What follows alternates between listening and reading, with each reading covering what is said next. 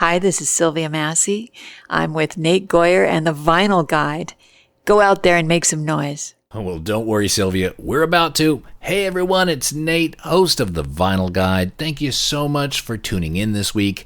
It's a great one. As you've heard, we are welcoming special guest Sylvia Massy, producer, engineer, mixer, author, recording guru, microphone collector. I can go on and on and on. Today, Sylvia and I discuss a myriad of topics. She tells tales of working with the likes of Johnny Cash, Tool, Prince, and more.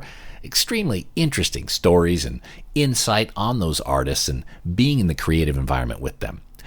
Also, Sylvia just purchased the largest microphone collection in the world. She collects microphones like many of us collect records, and you can tell she's extremely passionate about recording. Plus, we also talk about Sylvia's book, Recording Unhinged, which is an amazing reading experience, very informative. Anyone who's even remotely interested in recording audio should check this out. You could find a copy of Recording Unhinged at all major book websites, or more directly, just go to sylviamassy.com and pick up your copy there. And I do want to point out that there is an extended interview with Sylvia available only to our Patreon supporters at patreon.com/vinylguide. I put a lot of extended interviews up there, more info, more stories, secret episodes, and those are only available to our patrons. Now, if you want to become one, that's easy. Just go to patreon.com/vinylguide. Help support this show and get access to all sorts of cool stuff. Also, a quick shout out to our show patrons. You guys are friggin' awesome. And hey, we have some new ones we want to welcome into the fold this week, including Carolina Hidalgo, John Raptis, Patrick Thompson, Eric Lands, and Brian King. Thank you so much for supporting the Vinyl Guide podcast. You guys kick ass. And again, please enjoy this week's extended interview. Now, as a treat to the listeners, I left a little bit of audio at the beginning of the interview that you may enjoy. As we began our session, I got about a 10-minute video glimpse into Sylvia's studio and got to see her and her studio manager, Chris, set up a vintage microphone, which she used to record her end of today's conversation. Of course, her and Chris are plugging in and out cables, taking levels, checking things and everything, and it was fascinating to me, not only as an audio nerd, but just to be able to watch a master at work. So I left a little bit of that banter early in the interview. Hope you guys enjoy it. Also, understanding that because Sylvia is our guest this week, we may have more audiophiles and audio nerds listening than usual. I wanted to explain we have a slight echo on some of Sylvia's responses. And that's where we had a slight vocal overlap in the audio tracks where we pressed them together to make it seem like we're in the same room. Sylvia recorded her end of the interview out of Oregon on this vintage microphone. My end was in Sydney on my microphone, but we slapped them together and it sounds like we're in the same room, even though we're 12,000 kilometers and an ocean away. Look, I doubt it takes anything away from the experience, but again, just knowing there's more audio nerd ears listening than usual, just wanted to share that with you. Now, this episode is brought to you in part by our friends at Audiophileusa.com. Now, if you're a record collector, you know that condition is everything. And Audiophileusa.com not only ships worldwide, but they also stock only excellent and near mint vinyl records. None of this G, VG plus, VG minus crap. Nope, they just do excellent and near mint vinyl records. Somehow the guys just find the cleanest records I've ever seen. I mean, some of them are in original shrink wrap. Some of them are still sealed, like decades old store stock that's been languishing somewhere in a box since Reagan was president, and they make it available at Audiophileusa.com. You go up there, you can find your final upgrade on some of these classic titles. I do it regularly. I encourage you to do the same. It's a great service. They're family owned and operated, and they ship worldwide. What else do you need? Audiophileusa.com. Go there now and find your holy grail. Now, we're also brought to you this week by the greatest record cleaner in the world, the Groove Washer. You have records, they need cleaning. Why not just get the best? Ask for the Groove Washer by name at your local record shop and accept no substitutes. You have no idea where those fluids are coming from. The groove washer is made in the USA and designed for record cleaning and long-term vinyl storage. You don't want to make the mistake of putting some weird liquid on your record only to find out years later that it was a huge mistake. Get the groove washer from your local record shop or go to groovewasher.com, and here's a 10% off promo code VinylGuide10. Enter that at checkout. Get 10% off everything at groovewasher.com. That's promo code VinylGuide10, groovewasher.com, proud to be made in the USA. And with the upfronts done, let's get into today's conversation with Sylvia Massy, already in progress. Yeah, okay, and everything is working now. This beauty is... And which microphone is this again? RCA which? It's an RCA KU3A. KU-3A. Okay. Yeah. Oh, watch out. Oh, watch out. Is that one built in the U.S. like around the 40s or 50s, that sort of thing? Yes, 50s. This was a kind of a later design for RCA. Yeah, let me get back to the other camera here. All right. Hi. Hello. Hi, Nate. Sorry about that. And we're actually recording right now. No, that's great. No, watching you go through that, it's like watching Da Vinci painting. I'm just going to be quiet. And I'm going to watch the master at work here. All right. Thank you, Mr. Johnson. Thank you, Chris Johnson. Thank you, Chris. Thank you very much. Yes. Love you, Nate. I love you back. All right. So, All right. Sylvia, I have been absolutely pining for this conversation, and especially after reading the book, Recording Unhinged. I mean, I think it should be really required reading for every music engineer. Is this the life lessons? Is this what we're going to get instead of an autobiography? Well, it's a chance for me to ask people to unlearn what they've been taught about recording, the proper ways to record, and then just to gain some freedom in the way that they approach the idea of recording. It should be that everyone has the freedom to try things that aren't necessarily right, and see what the result is. Sometimes it works out. It seems to me that one of your superpowers is to look at different devices or a string of devices and have an idea of what they'll sound like when they're connected. Is that fair to say? It's helpful if you have experience on a particular piece of equipment to kind of anticipate what it can do. But I would never say to avoid things that you haven't tried. In fact, that's kind of something that I'll try to do every day if I can. If I'm recording, I want to try something that I haven't tried before. That's the fun thing about going to new places and working in new studios. As I look around the room, the first time I walk into a new studio and I take a beeline to the equipment that I don't know, just so I can try it.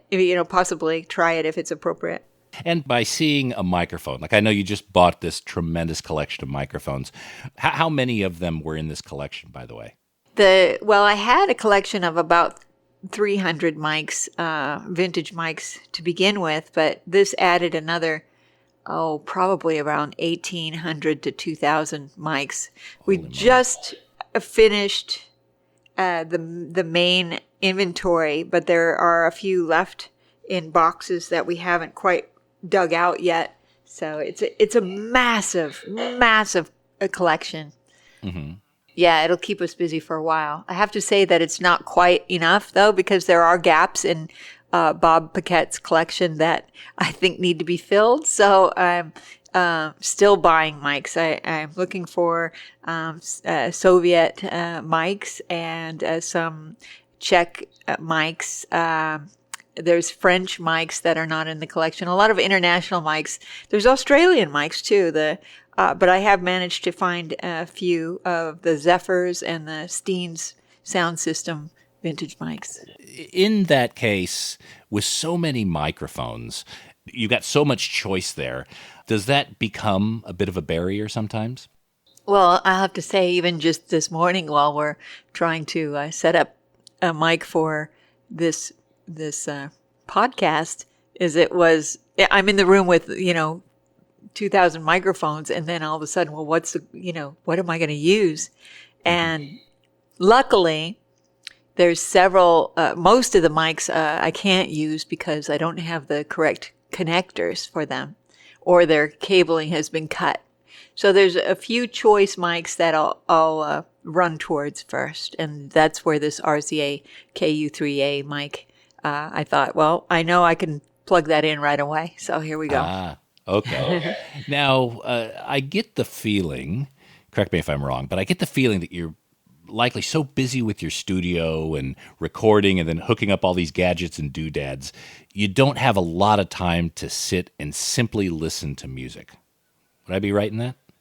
It's a challenge to listen to music, but I have this week listened to some of my favorite music from the past, just to re-inspire me, including some Depeche Mode. I had to listen to some classics just to wet my whistle, so to speak.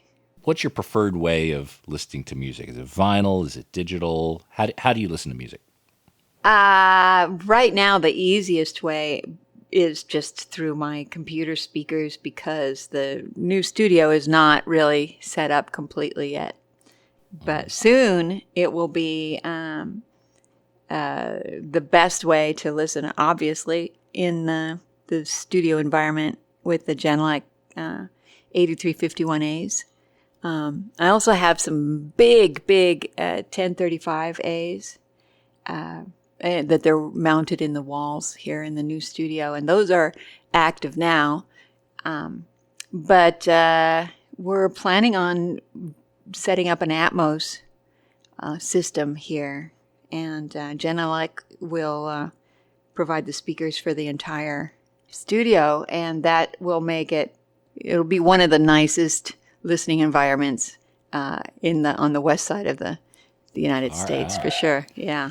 What are some examples of recordings where you listen to the mix, not ones that you've done, but by your peers and people in the industry that you listen to and you feel is as close to perfect as can be?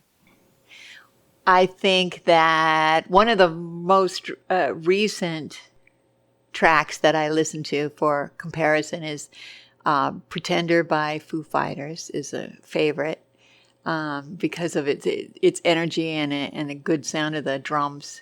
The frequency range it is not a pure high to low frequency, but it gives me a really good idea of the commercial range that sounds good coming out of an iPhone or computer speakers, as well as the home speakers.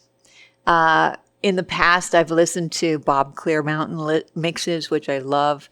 Some of the Crowded House stuff that he's done, and like I just listened to this morning, the Depeche Mode Policy of Truth. I think that just has an amazing sonic spectrum that I try to match the spectrum, not necessarily the sound, but the spectrum. The whole Violator album is that way. Isn't it great? Yeah. When you're working with artists, do you prepare differently for like a heavy band versus a country band? Are there any routines or things that you do as a lead-in for those sessions? I like to have everyone in the same room when I'm recording. So the first thing I'll try to do is understand what they're trying to achieve with the recording, and then accommodate that. If possible, I'll put everyone in the same room so that they can see each other and communicate in the way that musicians do when they're working together. I think it's difficult to capture a genuine performance when everyone is either in separate rooms or tracks are done one at a time. So it really depends on if we have a working band that, like recently I worked with an artist named Carolyn Sills and her combo, and they play out and they play country swing music, and they need that communication between each other. So I wanted them all in the same room, and I isolated the guitar cabinets and the live bass cabinet in a separate room. Actually, we were out in the desert in Mojave, in the Mojave Desert, literally, in a pink house, and all the cabinets were in a storage container out in the desert while we were recording, and everyone was in the same room. Which is a way I love to work. Even me and the equipment, I love to work in the same room with people, and just working with headphones typically. But it really depends on the artist. Some artists are doing everything themselves, and in that case, I have to approach the project completely differently because we will be piecing it together.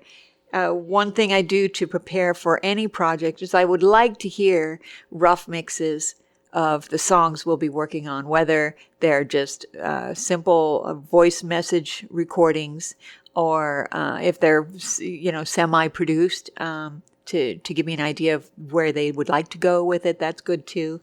But I want to know what the song is about so that I can make judgments quickly and be in the right direction when we start. So do you then form a vision about what you believe the final product would sound like, or are you still largely exploring during that process too?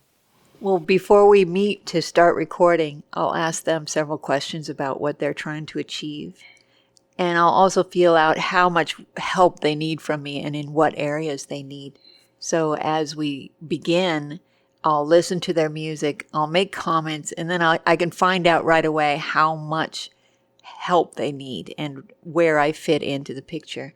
Some artists will let me just take off and do whatever I feel and really put my imprint on their music. There was an artist in Prague that I worked with last year named Adrian T. Bell, and he gave me the freedom. He's a brilliant writer, but he didn't get in the way. He just said, do what you want to do. And I said, well, I want some strings and I want, some backing vocals here and I want live bells from a bell tower here. And he says, okay, we'll make it happen. And we did everything. And it's one of the favorite projects of my entire career.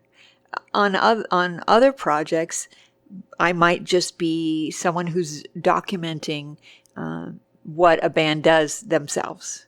Like Tool, for instance, is such a great live band.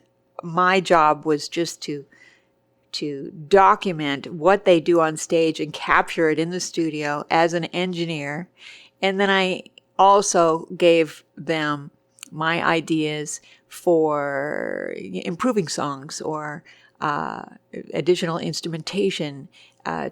And so I did get a production credit on that record, but I played a much different role in that production than I did in other albums where I'm really heavily involved in the writing or arrangements. So yeah, it varies from project to project.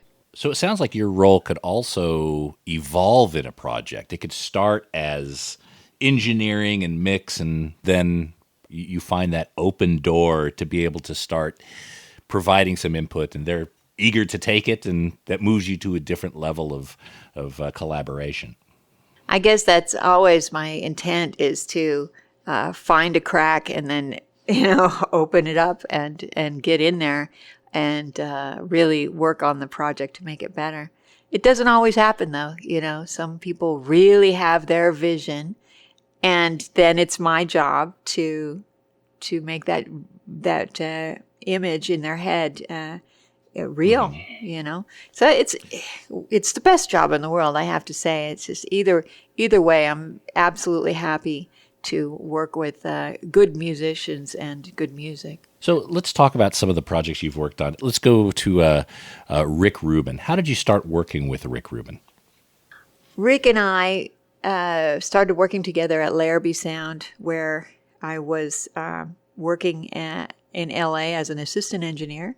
We had projects in common. I had produced earlier, I had produced an album in San Francisco before I moved to LA of a band called the Sea Hags.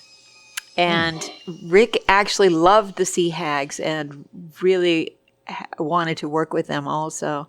So we kind of connected on the Sea Hags at first. And then from that, he started giving me jobs, and his partner, George DeCoulius, also had me work on some Black Crowes masters. And it finally led to working with Rick on and off for about 7 years, different projects between System of a Down and Johnny Cash, with Tom Petty and the Heartbreakers as Johnny's backup band, which was unbelievable sessions. That was the Unchained album. And I also, what else did I do? I did so much with him. We did some Danzig, several projects. I saw you had a credit on the Ghetto Boys. Tell me about the Ghetto Boys, because we actually had Willie D on the show at one point, and he was talking about when the call came in from Deaf American. They sent the tapes. They weren't even in the room when that happened. Is that your recollection as well? Well, my participation in the Ghetto Boys was very early with my connection to Rick. So he brought in masters, and we sat and listened to them. It was my job to put it all in order and to do crossfades and stuff on the masters. I never met the band. But I'll never forget Rick just beaming from ear to ear on how proud he was of that record and how shocking the lyrics were at the time. It was all, rap music was more about Adidas and, at the time. And this shook up that whole thing. That was quite a shocking change in rap with the Ghetto Boys. Right. Okay. So there was no tracking. It was really more of a mix job. Okay. And with Johnny Cash, the Unchained album, was Johnny up for the sort of recording experimentation that you've become known for, or was it much more traditional? The most experimental part of the Johnny record was having Johnny singing modern rock songs. He sang a Beck song. He sang a Soundgarden song, and Rick, this was entirely Rick Rubin's idea, and Rick Rubin chose the material to be recorded. So I thought that was an amazing way of putting together something special to revive Johnny's career, and bringing in Tom Petty and the Heartbreakers, the entire Heartbreaker band, and so many other players. There was Lindsey Buckingham and Mick Fleetwood and Carl Perkins and Flea, and there was just all these. It was star-studded. Every day I would look over my shoulder at the couch in the back of the room and see some other rock star there. It was amazing. But yeah, the what I tried to do as the engineer on that project was to capture a sound that was the best for Johnny's voice, and that was to use vintage equipment to emulate an old-timey recording. And I did that by putting his vocal, setting up a vocal chain that included a Telefunken U47 and a stay-level compressor chained into a Uri 1176, so two compressors, or limiter compressors, and then we recorded it on a Neve 8028 console with 1084 EQs. So we had a kind of a combination of 50s, 40s, 70s kind of equipment to give it a kind of a grainy, mid-rangey sound. And all the other instruments were all also recorded on the old Neve console. So it gave it a vibe, and it's bone dry too. There was nothing artificial about it. So, and that's Rick Rubin's style. I learned so much from him on the art of production. It would seem like a lot of your recording techniques that you outlined in the book, a lot of it is about distraction and getting the artist outside of their comfort zone and then exploring what the possibilities are from them. Was that a Rick Rubin lesson there? That's a lesson that I learned just from years of working with vocalists and being a vocalist myself. It's difficult for a vocalist to detach themselves from their instrument. You could tune a guitar, you could put one guitar down and pick up another guitar if it doesn't sound right. You can correct your fretting on the fretboard, but if your vocals aren't together, the vocalist is just not going to be right, and there's things I can do to correct it, but it's much better to have the initial performance be real and genuine. So what I've found is that distraction helps quite a bit. If I give the singer, while we're recording a vocal track, if I give them several jobs that have nothing to do with the task at hand, it seems to help. So I might say to them, okay, think about expressing yourself with your hands. Every time you sing a verse, I want you to use your hands like you're an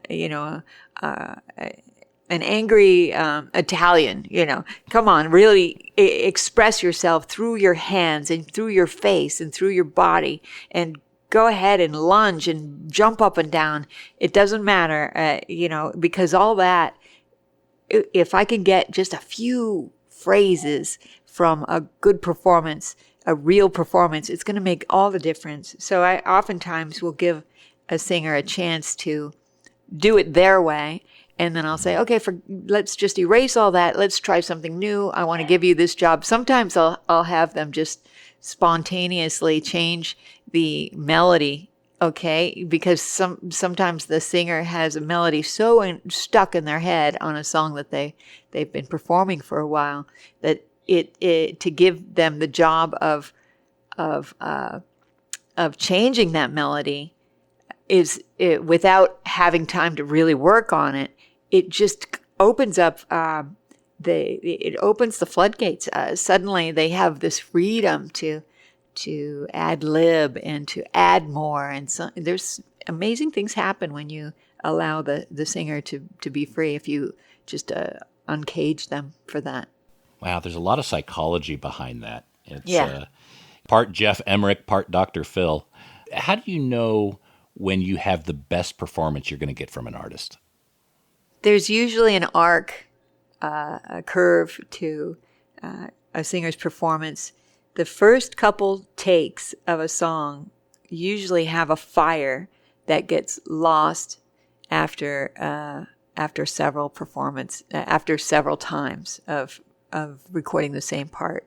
So what I like to do is initially, once I get the microphone levels set, I'll record from top to bottom, and I might not even have it entirely set. I'll just say, okay, sing the song. I'll be adjusting the equipment. And I'll, as quickly as possible, adjust the levels while they're basically warming up. And that warm-up usually has such fire that I'll be using a good deal of it in the end comp. So we'll do one take from beginning to end while I'm, quote, making adjustments. The pressure's off. Yeah, right. The pressure's off. And then I'll say, okay, now let's do it for real. And then I'll get a different performance, a more controlled performance, and a more, you can hear it in the voice when a singer is thinking about their throat. And then as we work, maybe the third time or the fourth time, I'll ask them, all right, this time I want you to tell the story of this song. If the singer has actually written the lyric, then I want them to really communicate to me personally, one-to-one, what the song is about through the words, whether it's, changing it into more of a speaking voice, or it doesn't, and I let them know it doesn't matter if it's usable or not. Let's just do this exercise to get you in the mindset of telling a story. And then I'll take piece by piece after that and I'll make sure that I have everything I want out of each phrase in the song. So we'll work on a verse, we might work on a few words, and I'll do 3 or 4 takes of each individual phrase. Now, at the end of that, I'll let the singer take a break. But while we have been recording, I typically have in my Pro Tools session the comments window open, and I have been taking notes during all this recording, and I'll put a star on V1, meaning there's a good verse 1 here, and I'll put a star, 2 stars, or 3 stars on the bridge here, and then it's so easy for me at the end to do a quick comp because I have all my notes right in front of me. Bam, bam, bam, bam, bam, bam, bam. And then we listen to the first comp. And then we'll take and detail some parts of that first comp. If the singer is unhappy with a verse, we'll re-sing it, or I'll just recomp with what we've already got. So in general, there's probably 3 full takes on any song, and then a lot of pieces as we're building a track.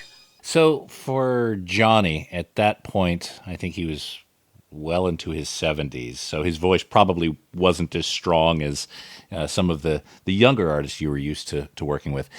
Was that a process of capturing? You maybe had 1 or 2 opportunities to get Johnny down, or was he up for a full day of work? You know, that was very true about all of the players on the Johnny Cash record. Basically, in the moment that those sessions started, the moment that they sat down and started playing together, the tape, and we were using 24-track Studers at the time, the tape was rolling because the first take was going to be the take. Amazing players. I mean, and you know, if I had said to them, okay, I got my levels now, let's do it for real. Well, I would have been out of there in a second. Right. It was very important to have every level ready, and the moment those people sat down, that we were going to capture it.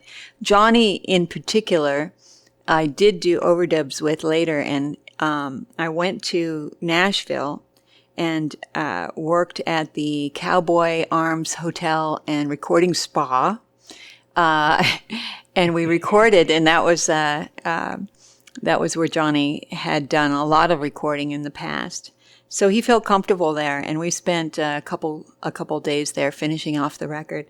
There wasn't a lot of recording needed, though. I mean, really, the guy's iconic voice and his ability to tell a story was just, it was hard to find anything wrong with most of what he was doing, except for the songs he was not that familiar with. We had to take some extra time with. Yeah, and I would imagine the frailness of his voice was actually an asset at that point. Yeah, well, you just wanted to hug him. He was precious, you know?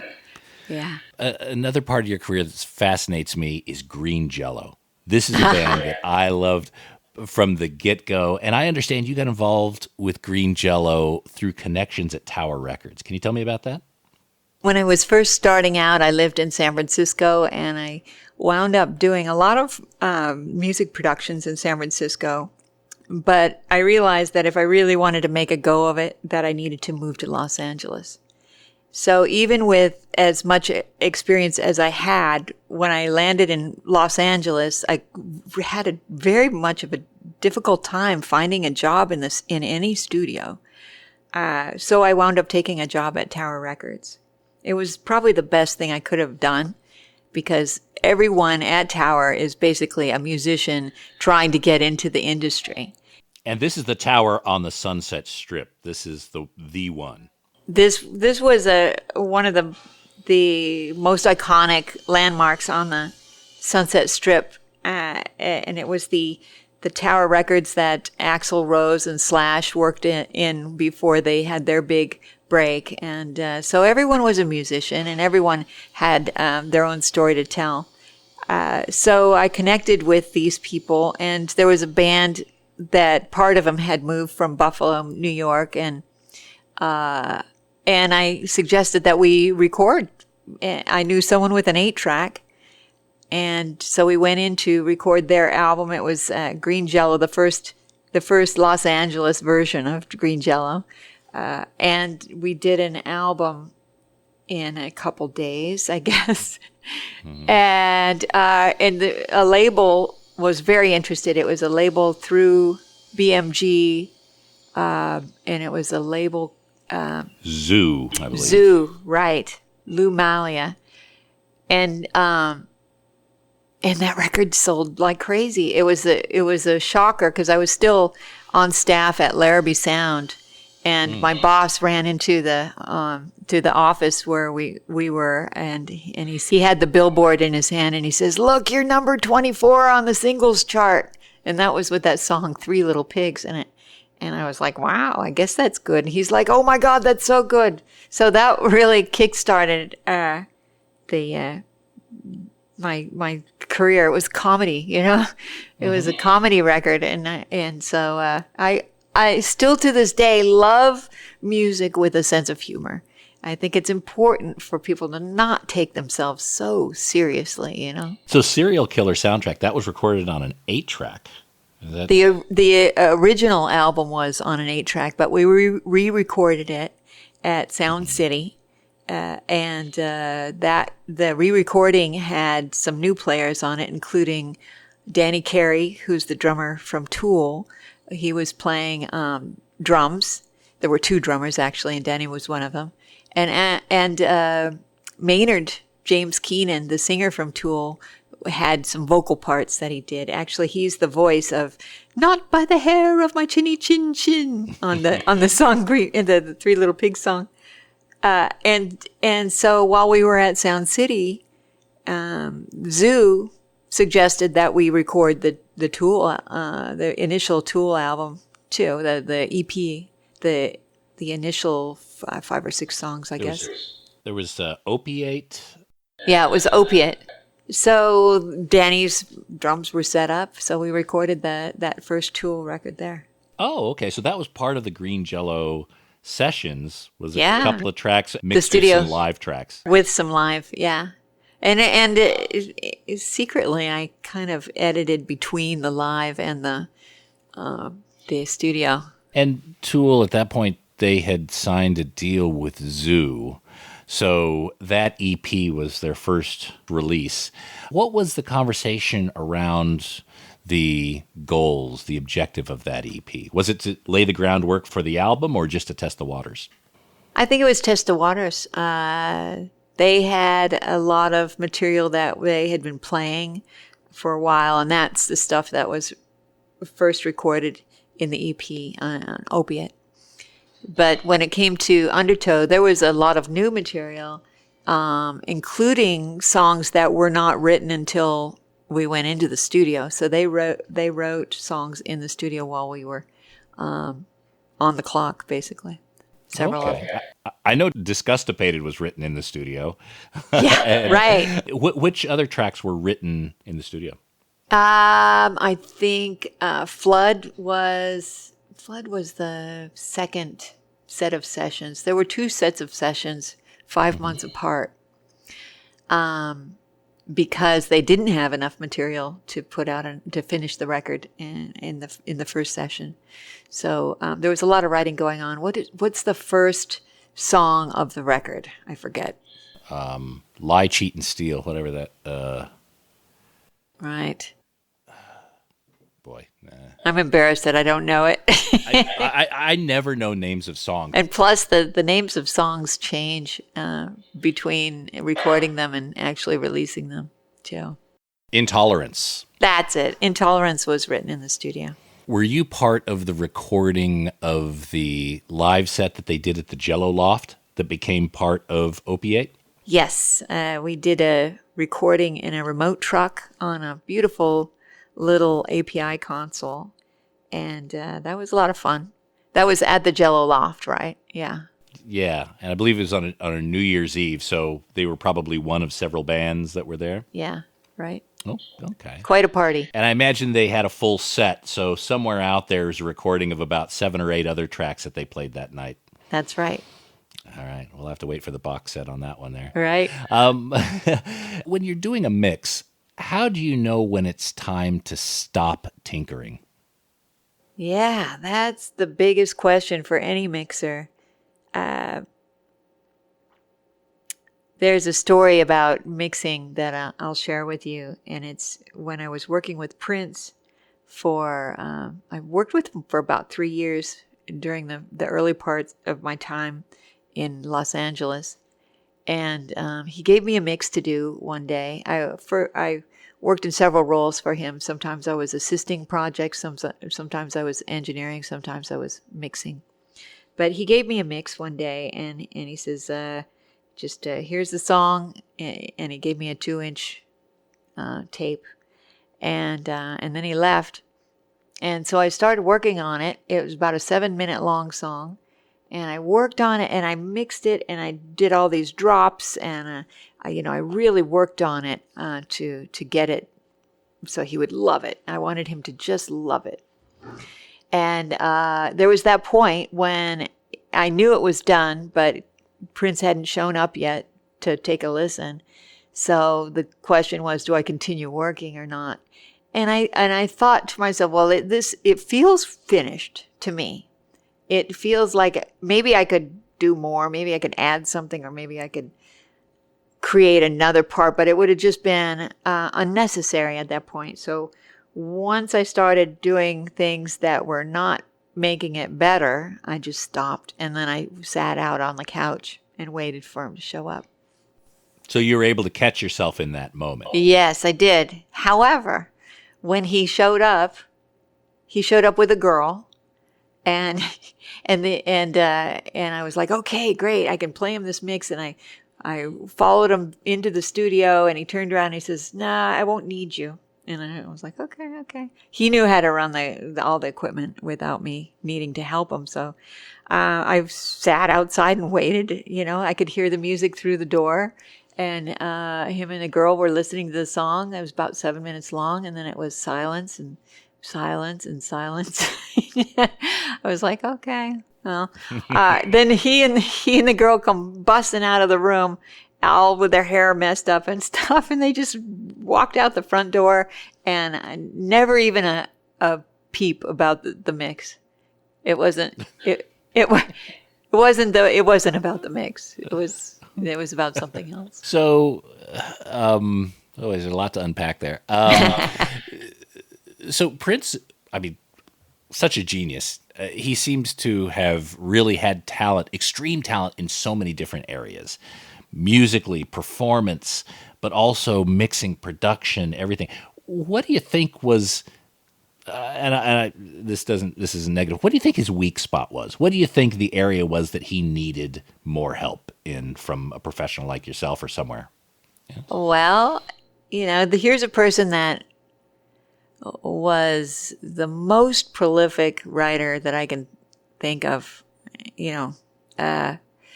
amazing performer, terrible communicator, just could not really express himself without being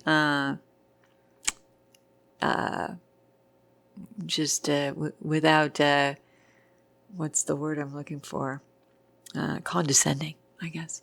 He was very difficult to be friendly with, and he would often expect you to read his mind on what he wanted. He was not good at expressing what he wanted. I think that was probably the most difficult thing for him. He also never slept. So it would have been nice, actually, as someone who worked with him for such a long time, that he would take some nights off, because it would be 4 a.m. I'd be getting the call, come to the studio, So, and anyone who's worked for Prince can tell you this similar story. So it sounds like people around him, including yourself, lived in a state of, I'll say, apprehension. Like, did I apprehension do well? is Did a I very not? good word for it. Yeah. Where do I stand? Oh, yeah. No one knew anything. And oftentimes you didn't even know if he was in town. I would be working and then finish a project and then be waiting for him to show up. And then then the management would finally call and say, hey, you guys, you could go home. He's in Paris, It's like, okay. But we all got paid well. We all got great credits for what we were working on. But I have to say, he in Los Angeles, he had two studios at Larrabee, two studios at the record plant, running all the time. It may have been three studios at the record plant, running all the time with an engineer in each room. And he would bounce between sessions. And generally, there were two songs written, recorded, produced, and mixed in each room every day. So if he had 5 rooms going, he was finishing 10 songs a day with the help of all these engineers. Can you imagine what's in that and in his archive? You know, there's goodness. so much material that has never been heard. I mean, it's hard. It's hard to even make release schedules off that sort of thing. You'd have an album coming out every month. I think that Warner Brothers was actually kind of upset about that because he would continually change albums that they would approve, get mastered, and have ready to go to production. And he would replace the songs and put new songs on it. They were always butting heads about that. Do you have an approach for mixing to vinyl? Do you have some deliberate differences between, okay, here's a streaming mix, here's a CD mix, here's a vinyl mix? I haven't really done that, anything special for that. But I do work with a mastering engineer who's very specialized in cutting vinyl. And there is a few things that traditionally have been guidelines for mixing for vinyl, and that is that your low-end frequencies aren't all packed on one side or the other. Otherwise, your needle will jump out of the groove. But typically, I'll keep it as full frequency as I can. Do vinyl records play, or even shellac records, play a role in your creation or audio or production? For instance, most engineers and artists, I think, see vinyl as a form of output, but like Amon Tobin, Billy Gould, Jared Bloom, they will use vinyl as an input, sampling, mixing, distorting, twisting. Any of that happen in your studio? Well, you know, the thing that I appreciate the most about vinyl today and why I support vinyl releases as often as possible is that I'm a visual artist in my core, and I get to hold that thing in my hand, and whatever the artwork is on the cover becomes such an important part of the whole package of how I feel about the music. It's also a way of communicating their message, just like all the Hypnosis album covers that were with the Pink Floyd, and one of the things that really were formative in my early career were dub reggae records, and these we traded like treasure, you know.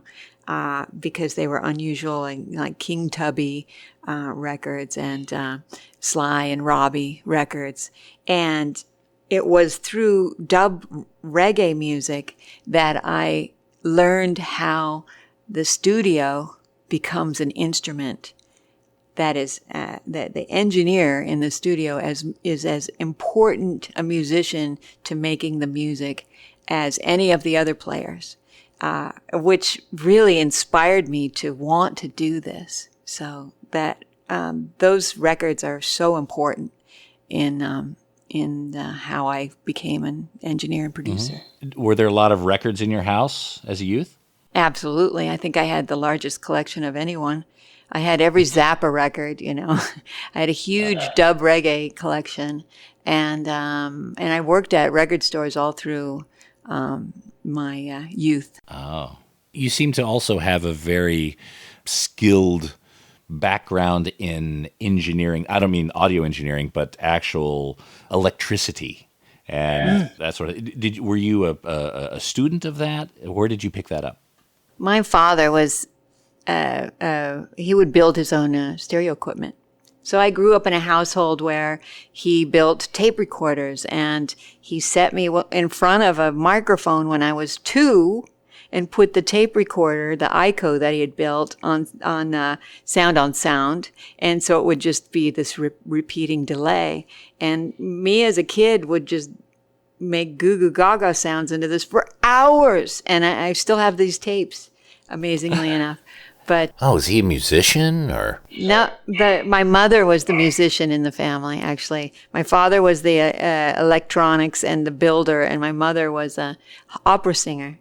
So I had both sides. It was the perfect storm for creating someone like me. And today, I'm still building electronic things. Like I'm working on this studio, and the studio's not complete yet until I solder about 20 of these connectors that I'm holding up here. They're DB25 connectors. I have to solder these cables to make them work, and then crimp a bunch of Elcos for the patch bay. I've got a lot of work to do. It's not nearly as fun as making the music, but it's necessary. To me, that is a great afternoon. Throwing on the tunes and just getting a soldering gun or just doing something nerdy with an end goal of making great music. That's an afternoon well spent. Yeah. So Sylvia, I'm going to let you go for your afternoon of soldering guns and hopefully safety equipment. I want to remind the audience to head over to sylviamassy.com. There you can check out so many videos, links to get her book, Recording Unhinged. It is a feat of genius. Get yourself a copy of this. Great, marvelous illustrations. You made the illustrations. Yeah, right? Yeah, right. Yeah. Recording Unhinged, available at sylviamassy.com. Lots more there. Check out her new microphone collection. Lots of pictures of that. And it's always fun to keep up with what you're up to, Sylvia. Thanks for joining us here on the show. Thank you very much, Nate.